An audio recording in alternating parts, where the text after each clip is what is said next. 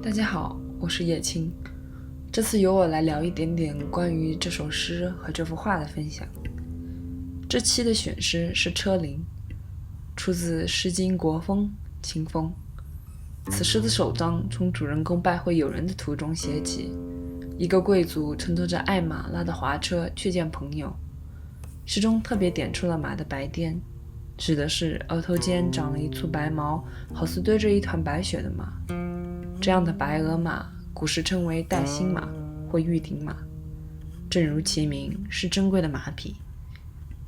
从对马的描写可以体会到主人公身为贵族的意气风发。紧接着3、4句描述了他抵达朋友家的情景。这位朋友也是贵族人家，未见主人之先，必须等待逝者的通报传令。点出这样的礼节，也是对他们2人的身份侧面的描写，含而不露。第2、3章意思相似，描述了主人公和朋友的热闹聚会，并作古色，并作古黄，都是讲述他们2知己情投意合，亲热地坐在一起弹奏吹打。有趣的是，主人公在这鼎盛而欢乐的时光里，却不断地提及未来的衰老。今者不乐，逝者其迭；今者不乐，逝者其亡。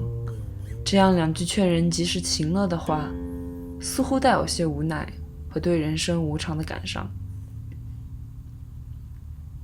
对于这首诗，不同人有不同的见解。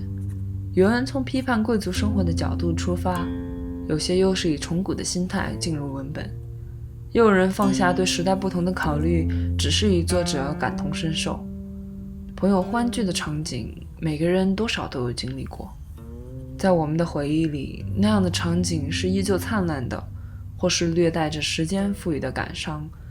大概不同的人都有自己的体会。最后稍稍分享一下我自己作画时想到的事。在构思的时候，我在本上涂了很多元素，最后去掉了人物，只选了3个，拼在一个画面里。那匹飞奔的马，绣纹的华袍和2杯共饮的酒杯，其中洒了1杯。在初次接触这首诗时，我脑海里浮现的都是时间的消逝。白驹过隙，这首诗中的贵族和我的生活已相继1000年。这一场华贵又充满声韵的相聚里，数着今者不乐的主人公的身影早已经模糊了。再去体会这首诗中的逝者其迭，逝者其亡，作为后人的我，好像更多的是沉默。